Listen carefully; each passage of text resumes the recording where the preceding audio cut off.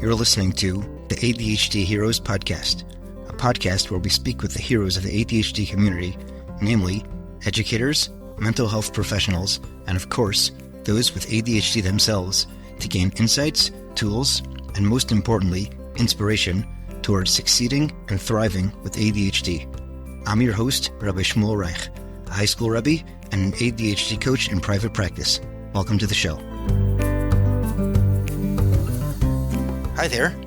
On this week's episode, I spoke with Yisroel Picker, a therapist in Israel and a father of 5 sons, all of whom have ADHD. We discussed an early indication that an intervention was needed for his oldest son, diagnostic approaches that were not effective before he found the ones that were, the value of advocating for one's children, not just taking results at face value, the surprise in his second son's diagnosis since he has a completely different temperament than his older brother, ups, downs, and adjustments with medications, horse therapy, how to navigate times that the medication is not in the system, his children's schooling experiences, and a lot more. Yisroel chose the route of medicating his sons, and that has worked out well. If you or someone you know chose not to medicate, found success along that path, and want to come on and share your story, you can of course find me at ADHDheroespodcast@gmail.com, which is also in the show notes. Quick shout out to Rabbi Yerachmiel Garfield's Chinuch Today podcast. And now, onto the episode. Enjoy. All right, Yisroel Picker, welcome to the ADHD Heroes podcast. I'm excited for a conversation today. Thank you for having me. Pleasure. Okay, so let's begin with a little bit about yourself and your background. Okay, so I currently live in Jerusalem. I am a licensed social worker. Currently, my practice focuses mainly on trauma, but I have a very interesting professional background in how I got here. Before I started social work school, I was learning a specific special ed method, which says that IQ is a flawed indicator. That if you teach a person to recognize how their own brain works, your thoughts have 3 stages. Number 1, how you gather information. 2, how you process the information that you've gathered. And 3, your output of information and your output of your conclusion. And if there are any deficiencies with any stages of the thought process, it can inhibit your functioning. And if you get a person to recognize how they think, you can help correct deficiencies within their functioning. And I was doing this, and I was seeing a lot of people who worked with ADHD, a number of people who are on the spectrum for ASD, and it was something that I did for a good number of years. As well, my wife and I, we have 5 beautiful children, and all of them have been diagnosed with ADHD. So you were prepared without even realizing, is that right? Yeah, I guess I was. Yes, I was. Cool. Okay, so let's hear more about that. Did you know ADHD was in your family before it was in your family, in a manner of speaking? Thinking back on it, I remember there were things that I did when I was in 4th, 5th grade where I just felt that I just had to do something and didn't have the self-control behind it. But other than that, nothing really jumps out. I mean, there's always trouble of sitting still, always needing to be moving. But in terms of the focus, I never really had that issue. Right, so this ended up a surprise. Somewhat. Right. How old are your kids now? So my oldest is 19 and my youngest is 9.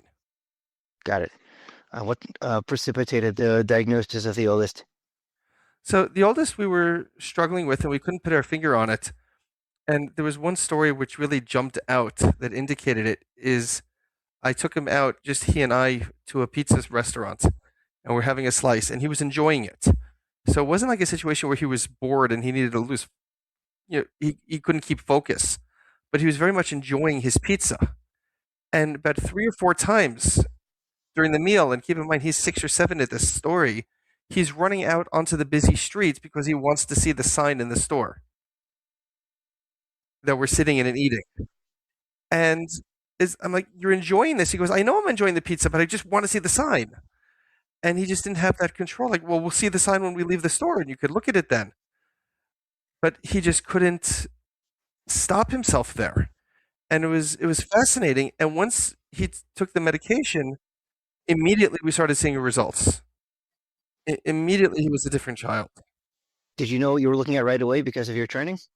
No, I guess it's a the shoemaker's children go barefoot. I wasn't looking for that. We took him for a different evaluation. Uh, at different points, we went for parenting, but it was almost like when it was told to me, it was almost like a slap in the face. Like, how could I miss this? Why would I just not think this?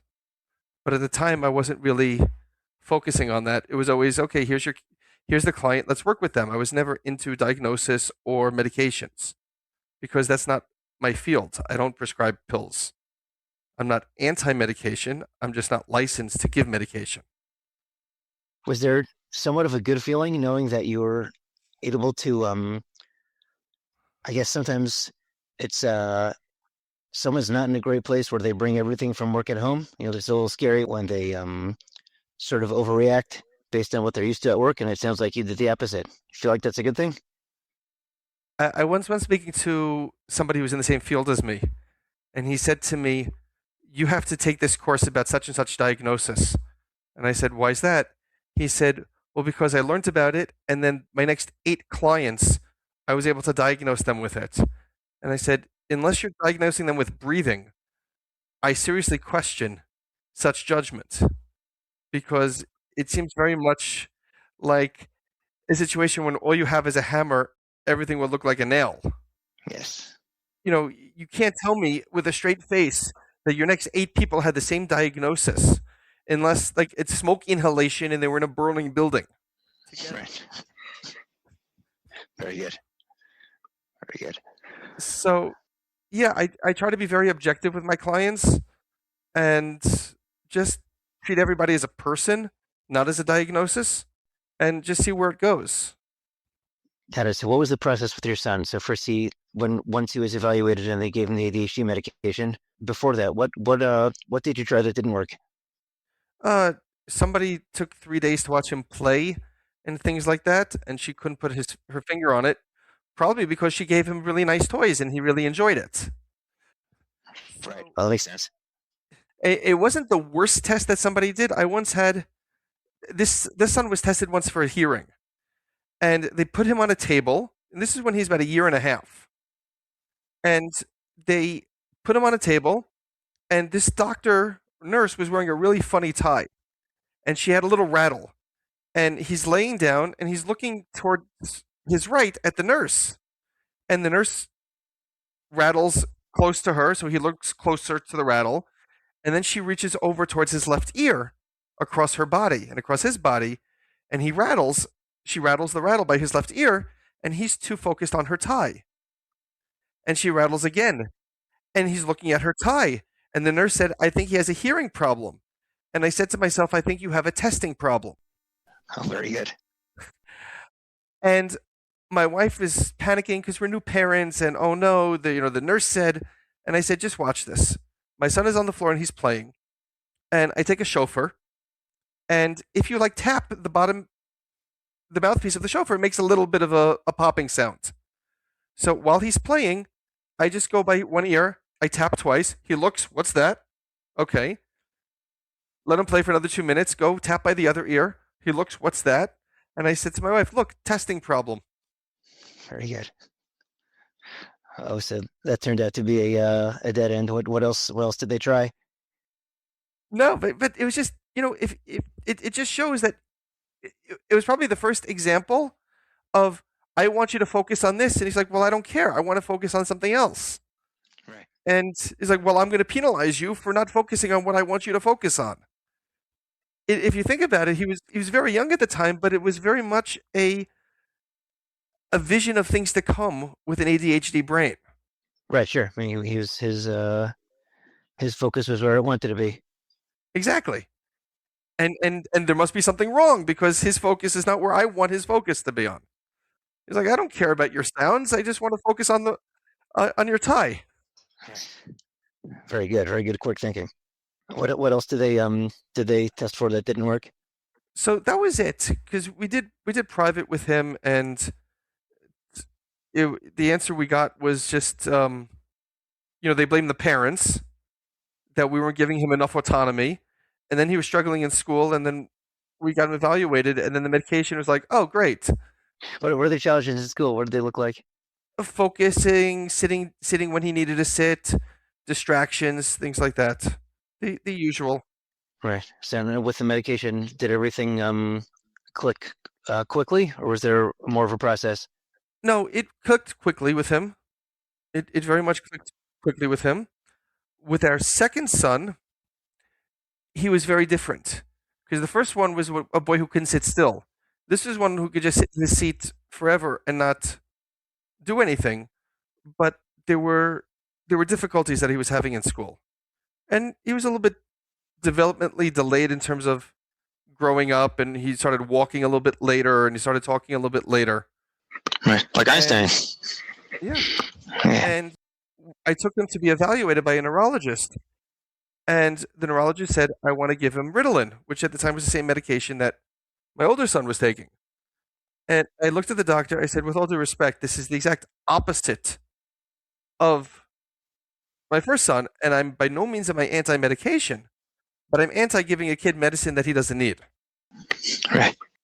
And why are you giving two children with exact opposite symptoms the same medication? And the doctor looked at me and he said something that I will never forget. He said, "This is your child. You have two options. You could go the psychodidactic route, which will take 2 years to figure out whether it's the right route or not. Or we could start giving him medication, and in a matter of weeks, we will see whether medication is right for him. Sure, we might need to adjust the dosage or even which medicine, but we're talking weeks, maybe a few months. What do you think is more fair to your child at this age?" That's pretty good. What'd you say? I gave in. I said, "You're right." I said, "I'm not gonna. Uh, what is there to say?" And he needed the medication, and then there were differences of dosages, and we had to play around with it. And at one point, he was over medicated, which was scary. That is not fun. What'd that look like? He became a zombie. Right. Oh gosh. You talk about fright or flight or freeze. He had a fear of dogs, and if he was walking and he saw a dog, he became a statue, and he could not move.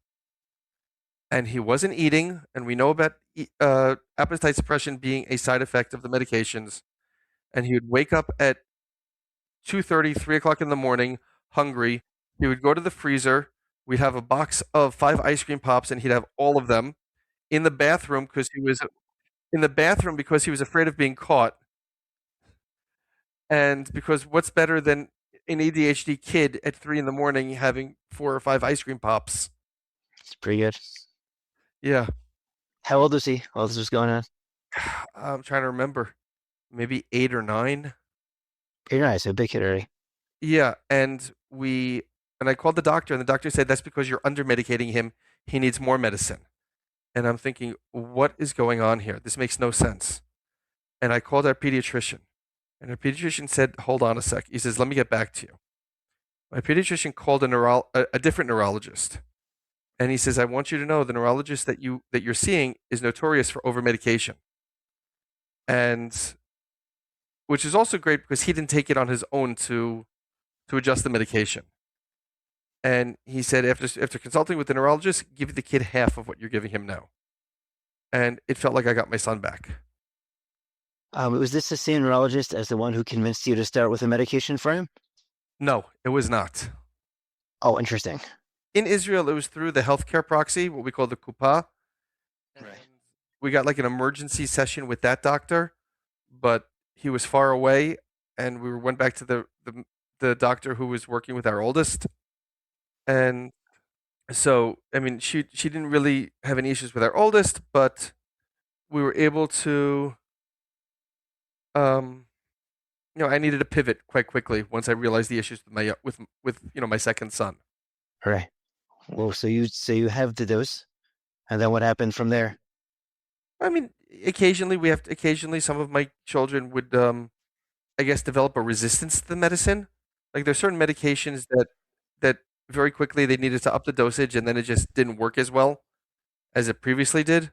So we'd have to change for them for it. It's as somebody pointed out to me, medicine is more art than science. Oh, that's interesting. Tell me more. Well, because In Israel, you have about 4 known ADHD medications. So you can have the diagnosis, but now which one is the best fit for which child? Which dosage of which one is best for each child? Is it better that they take one in the morning and one in the evening, or would it work better for the the long lasting, or the slow release? So a lot of this stuff, unfortunately, is only learned through trial and error. Even when you know the diagnosis, you still have the trial and error factor. How long was the process till I guess with the second one, how long was the process until the medication was up and running? It's quite quick once you get the medication. Once you get the diagnosis, you can go that day and get the medication. Right, but I mean, till it was working properly. Meaning, if you had one once you split the dose in half, how long was it from there till he was Oh, he had an appetite. He was conversing. We felt like he was human again. Right away, we said we got him back. right? And then he was like, how was he doing at that point? I mean, the medication had the desired effect for school and whatever else needed it for. Actually, that story went during the summer vacation, so it made it a little bit harder to gauge. Right. Because maybe he's bored, maybe he's not interested. So in that regard, but yet when we're taking a walk and he sees the dog and we're seeing the reaction that way, that's a huge indicator for us. But he was always scared of dogs. But this just seemed very above and beyond the norm for him. Got it. How did the diagnosis with the other kids play out? Were you expecting it at that point? Almost. The third one was a bit tricky because there's an age in Israel. I forget it was 6 or 7. I mean, it's been a good number of years since we've been through this. That they don't want to give it before that age, and we knew that with our third one that he needed it right away because it was very much following the same path as our oldest, and we didn't get the approval for the early. And we went back to the GP, his pediatrician. We said, like, what do we do now? And he goes, okay, plan B. And he gave him horse therapy. So for maybe a 6 month period, maybe even longer, he was getting horse therapy. Once a week, he was going out and walking horses, riding horses, prepping them, things like that, as a way of trying to calm him and help him build his focus. That sounds great. What did the horse therapy do for him? So it helped him build certain responsibility, help build his confidence, especially when you're, the third, or at this point he was the fourth child, and it gave him something that was unique to him, something that only he did, only he was doing it, only he ever did it. His older siblings never had the opportunity of doing this. This was your fourth who had this? Who did the horse? This was my third. This was my Right. third, but at the time he's Right. seeing this, he already has a younger sibling. Oh, got it. Okay. Got it. So he reacted well to that. But did he end up on medication also? He did. Once he reached his birthday, we were able to get it without going through the special hoop, the hoops and things like that were needed for the special approval. Right. What were the different benefits of the horse therapy on one side versus the medication on the other? So the medication is every day. This was just something to be able to. This still was a plan B for us. We wanted him to get the medication every day. The fact that he couldn't do it, so we're like, okay, let's work with it. He has this difficulty. Let us see if by giving him these responsibilities, and and telling him that, hey, if you differ in any way while riding the horse, there's going to be a problem, and this is why you need to follow instructions and why instructions are important, and you can't and you really have to keep focus now. It helped him in many ways that way. Right. Helped him develop But skills? yes, it definitely helped him build skills. But granted, this is also my child that one morning decided to see how strong my light fixture was in my dining room, and we woke up before 6 o'clock with this thunderous crash. Oh. Got it. Okay. So this was a skill he was good for him to learn. Yes, but as I say to parents, because when I work with this and people ask me, the medicine is only good when it is functioning, and medicine has a life in the body. Some medicines, if you think of your aspirins, this one works 4 to 6 hours. This one works 10 hours. Same thing with the ADHD medication.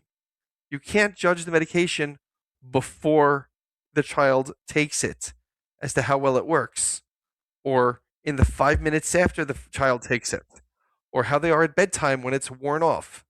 Right, so you're saying it's limited to the time that it's in effect, and when it's not in effect, we have to deal with things in other ways. Yeah. Yeah. So, But what were things that you nonetheless, had to to have these develop? skills. Sorry. So, nonetheless, to have these skills for when it runs out or things like that, or if you're taking a flight and you're not sure how to deal with the medications because you're taking a flight with your kids, a flight to Israel or from Israel where you have extra hours. These are all very important things. Hey, what are the things you developed for getting through flights? Trying to just calm them down. I sometimes I will give them medication. I will ask them, if they want a nap, I will not give it to them. But if they start misbehaving, then not as a punishment. It's like you can't deal with it afterwards. Sometimes they'll say, "Hey, just give me a tablet or my MP3 player, and that's enough for me." Okay, if that's sufficient for them, that's fine. It definitely was a worthwhile purchase for me to get a number of Amazon tablets on Woot for like $20 because I didn't view it as $20. I viewed it as like, okay, there's like an added $20 fee on the ticket to allow me to have a more comfortable flight. It's all perspective. You can change your perspective; it changes everything. Very good. Yeah. How did the diagnoses of the youngest two go down? Straightforward. No real issues. Um, occasionally we get the phone call from the teacher. Did they not take their medicine today? So on and so forth. We only had one issue with one child who was trying to hide his medication or spitting it out, which led to a huge problem. But that's when I used more stick than carrot. That they realized that, like, yeah, they realized they needed to do it and they couldn't play around with it. If you don't, the same way that you can't trust your kid while they're without their medicine, you're putting a big onus on your child to take the medicine. Like, oh, he's in charge of taking his own medicine. Like, how do you know he's taking it? How do you know that he's taking the right dosage? Maybe he has his own, theory as to, oh, well, I don't want to, I want it to last longer, so I'll take half I'll take one pill today. If he takes two pills together, he'll take one in the morning and one in the evening, thinking that it means it lasts longer, without realizing that no, it means it's just that too low of a dosage to do anything for the entire day for him. Right. So what did you do to make sure that he did it, that he took it properly?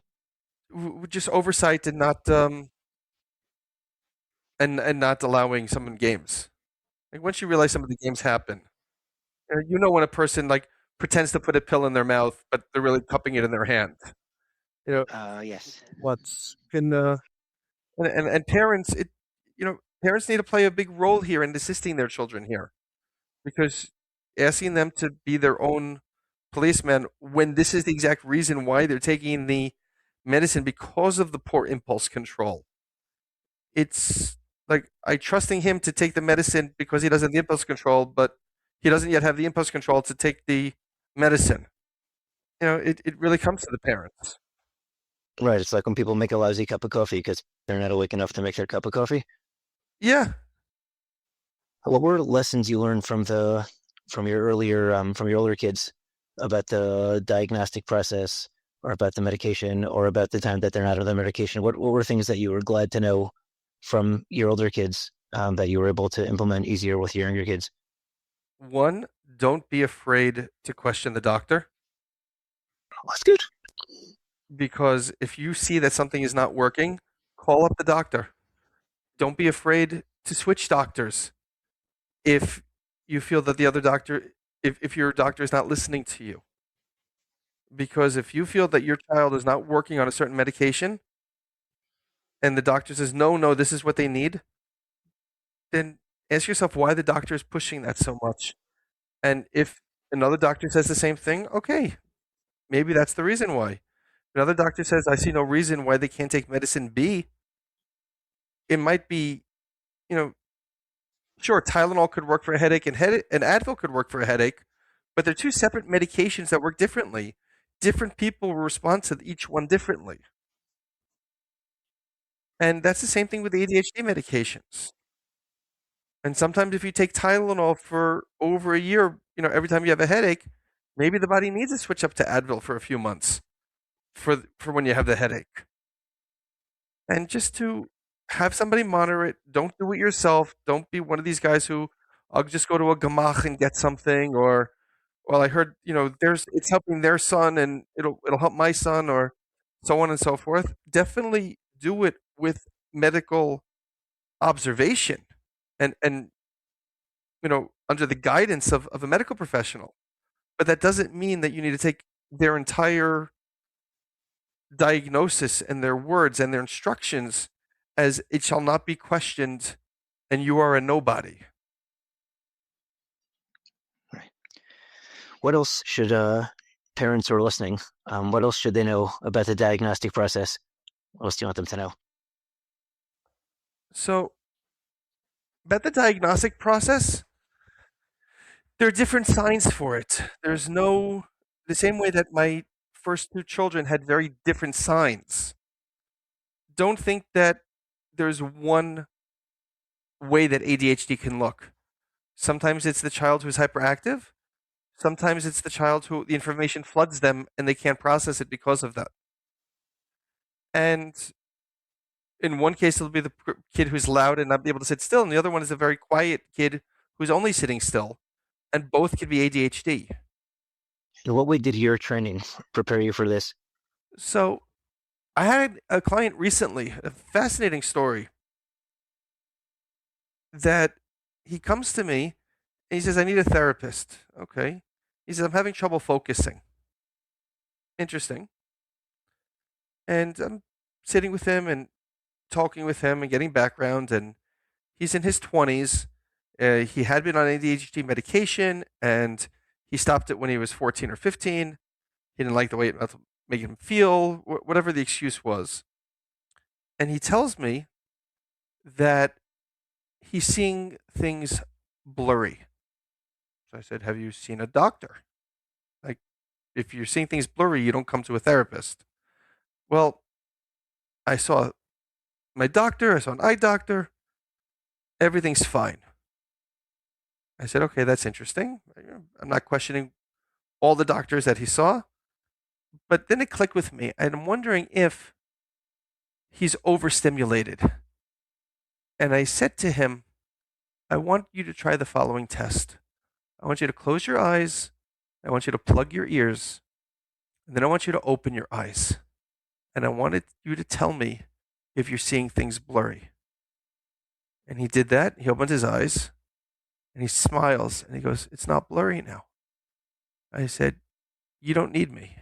I said, we can talk about the other issues we've discussed over time, but you need ADHD medication.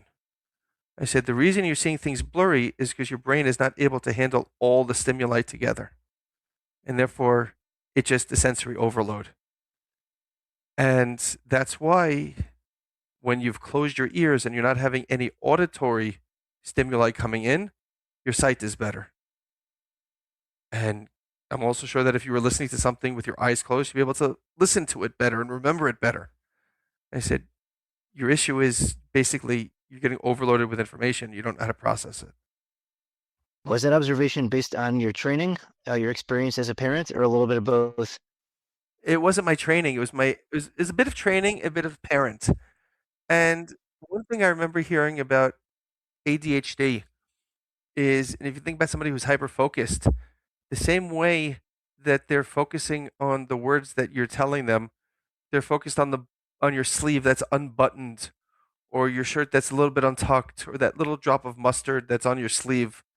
And each one of them is as interesting. And they're fighting to see which one they're going to focus on.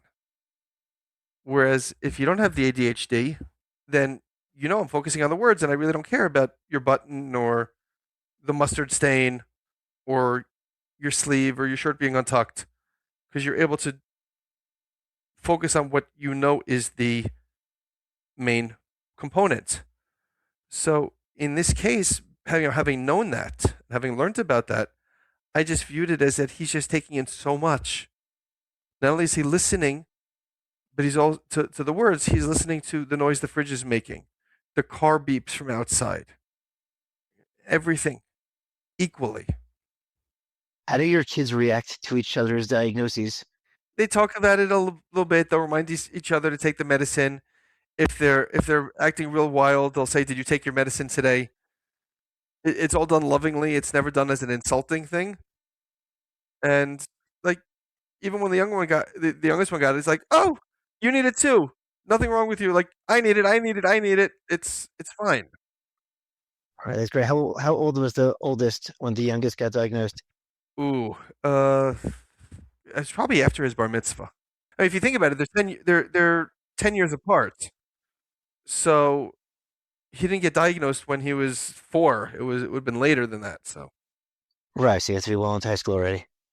yeah, So he was a seasoned pro. yeah, and we needed to change some of the medications. For example, some of the kids wanted to take naps during their break when they were in high school, so we needed to change it to see a medicine that would allow for that, or medicine, or take 2 pills in the morning and in the afternoon. And then if we found out he wasn't taking the afternoon pill, you know, we basically said, listen, if you're not going to take it, then you're going to have to switch medications back to one that's not going to allow you to nap. But when they start saying that I don't feel, as good, can we change it? Yeah, be open for that. When the question is medicine or no medicine, I'll tell my kids, like, you don't have the choice. The answer is medicine. If they'll say to me, listen, I took this medicine when, in Israel, every now and then there's a shortage of one of the ones coming in, so they'll need to switch for a month or something like that. And they'll say, well, can I continue with the medicine that I switched to? Or can I, is the other medicine back on the market now? And can I switch back to it? Because I felt better on that one. And for that, parents very much should listen to their children. Were there other adjustments you had to make at different life stages?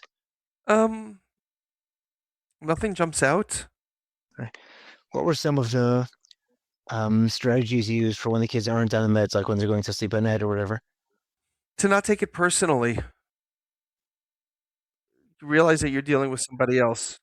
Um, yes, that doesn't mean that you need to take it as a parent, but also realize that the child that you're arguing with is a child who is not under full control of all of their impulse controls, their filters, things like that. So, really, as a parent, don't take it personally. So, what are some lessons that you learned about ADHD from your kids' schooling experience? That to give a lot more patience with the kids and to realize that some days are going to be better than others. Sometimes the medicine is going to have more efficacy than other times. And that sometimes you just need to let them run around the room for a little bit and calm down. I saw something interesting recently.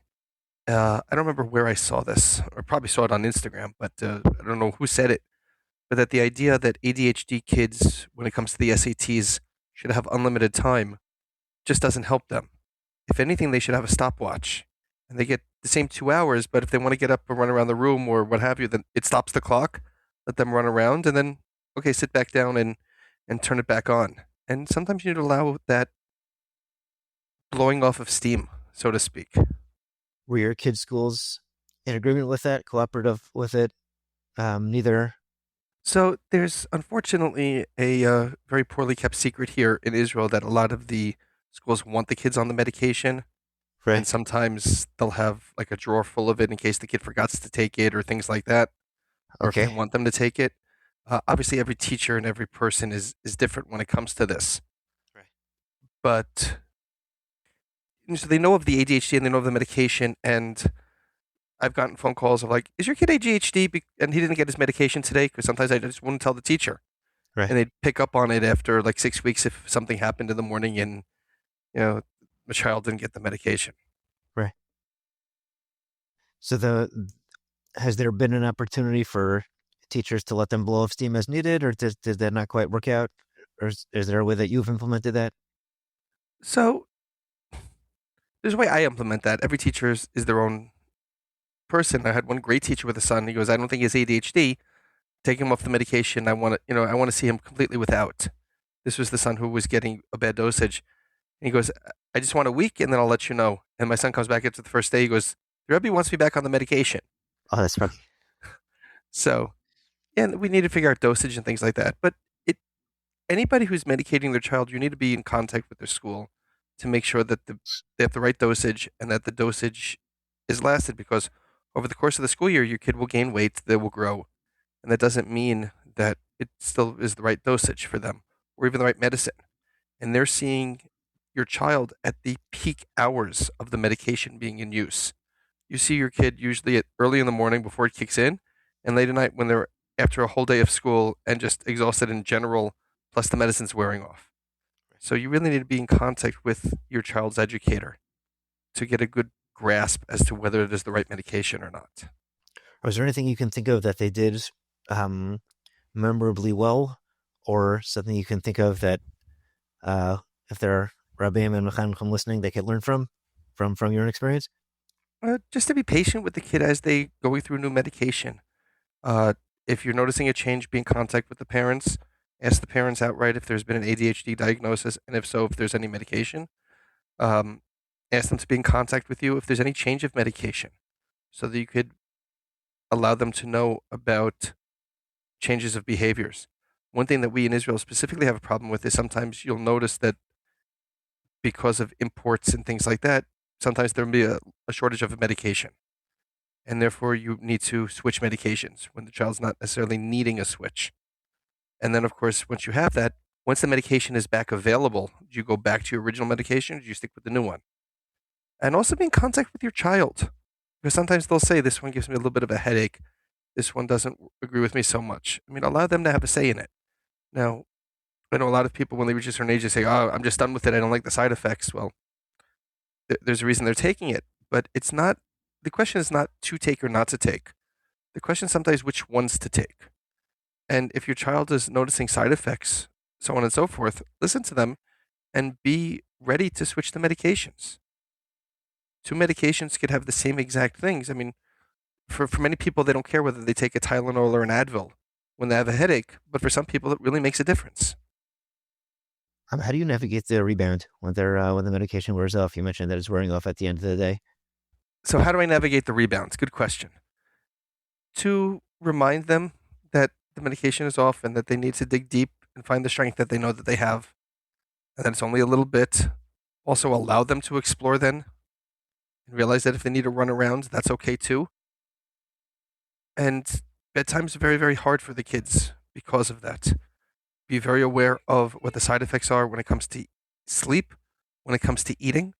Make sure your child has a good breakfast. It becomes very hard when your child's over bar mitzvah and you don't want them eating before Shacharis, and they need to take it before Shacharis, so on and so forth.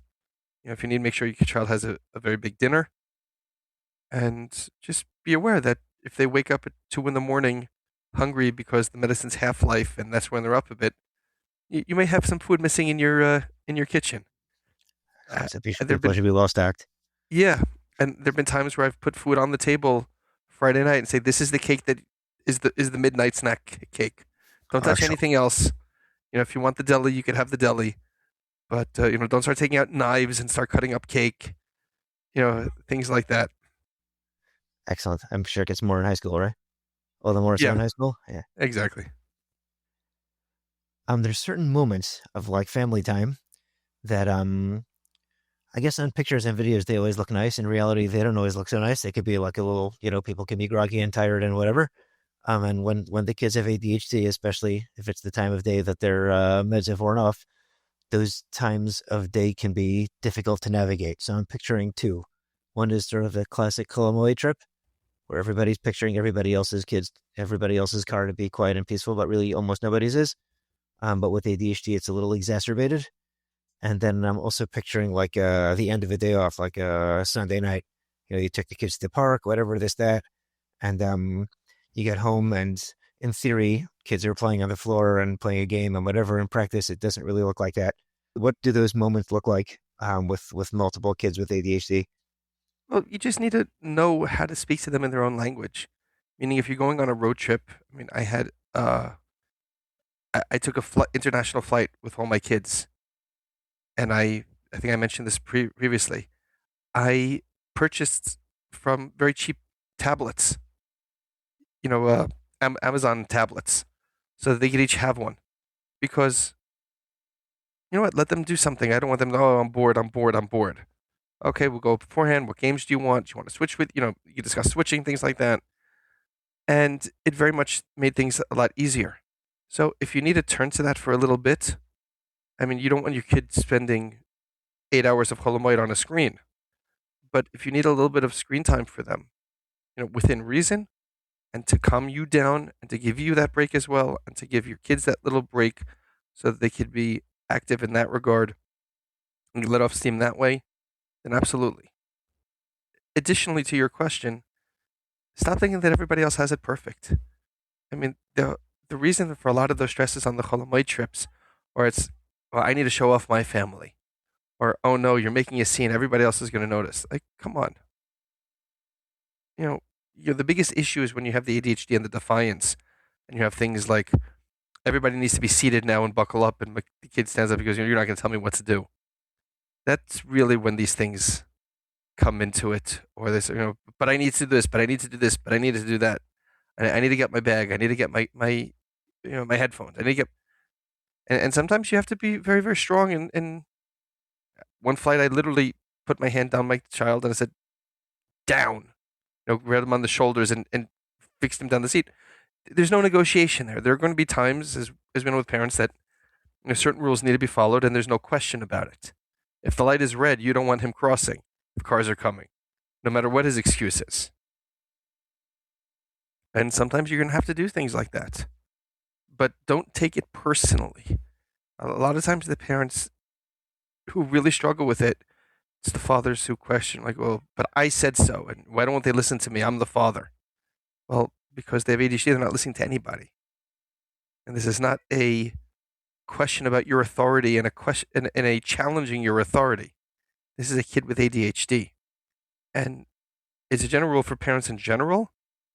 It's a great rule for parents in general, but even more so with ADHD, don't take the defiance personally. How does your own experience inform your professional practice? Very well. Tell me more. Well, it gives me an insight for when clients tell me that they're struggling in certain ways to start thinking about it through an ADHD lens, as well as the other lenses as well. And if a client starts going off topic, well, you're slowly gliding them back in there, or like, that sounds very interesting, but I don't think that's why you're paying me to discuss that. And often they'll, oh, apologize, that's my ADHD. Oh, it's okay, you know, but it's also my job to not allow it to go off the rails, because I know at the end of the day, they'll take it off the rails because that's just the way that they are and their mind works. And sometimes you need to slowly nudge it back on track, because if you allow it to go off the rails, they'll be very good in session. Like, wow, I discussed everything I wanted to, and then come back, leave the session, and go, wait a minute, I did nothing that I actually really wanted to do. They just so you need to allow them to drift a little bit, but also to get them back on track. Very good. And remember where the track is, because often it jumps so often in how they explain stories. They need to remember where the track originally is. Right, you got to be their working memory also. Yeah. Do you ever hear people say ADHD is quote unquote not real? If you do, what do you say and what do you want to say? So somebody recently, a number of years ago, gave me a book that they had written, and I was reading the draft actually, and they gave me. I read the preface to it, and as I'm reading it, it read to cognitive dissonance of there is no way my kid needs medication, so therefore I must find an alternative. And when I find that alternative, then that is a good thing because it proves that my kids don't need medication. And you need to really challenge why it is that a parent thinks it's not a real thing. And is it because there's a fear or a stigma that a child doesn't need medication? Is it because they think that big pharma or whatever they think about it is controlling everything, and that's their mandate?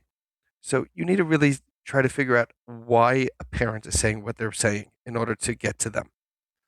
So there could be many reasons why they're saying that, and you have to navigate that. No different than any other conversation that I would have with a client of usually when they would make a statement, there's a deep why as to why they're making that statement. Anything coming to mind of particular instances where you navigated that? Well, this person who wrote the book, I said, this is not, you're not talking about ADHD, you're talking about your own personal belief that there's something wrong with your kids and nothing could be wrong with your kids. And also the fear of what would happen if, if I don't do this, then my kids are going to rip off the chandeliers and color on the ceilings and they'll never succeed in life.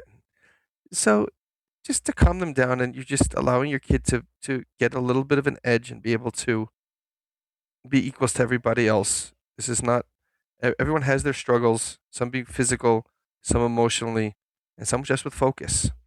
And that's okay. And somebody who has a physical ailment, we're going to try to give them physical therapy. We try to give them whatever aid they need. And you don't say, oh no, there's something wrong with them, they have a cane. No, they need a cane. Sometimes a person needs a cane or a crutch. And the medicine is a crutch. What's a message of hope you can leave our listeners with? Embrace your child for whatever they need. And that's okay. And treat them as ADHD is not, when a person is ADHD, that does not define them. Okay? A person is not cancer. A person has cancer. A person is not a divorcee.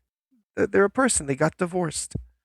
And we tend to label people and think that that becomes their identity. ADHD is something that some people have. There are probably a lot of kids in the classes with your kids that have it, and you don't know about it. And they're medicated and they're doing well. It's the ones who aren't medicated that the ones that you recognize it in, and they're the ones that scare you. So if you think about that, plenty of people just need it just to allow them to focus a little bit.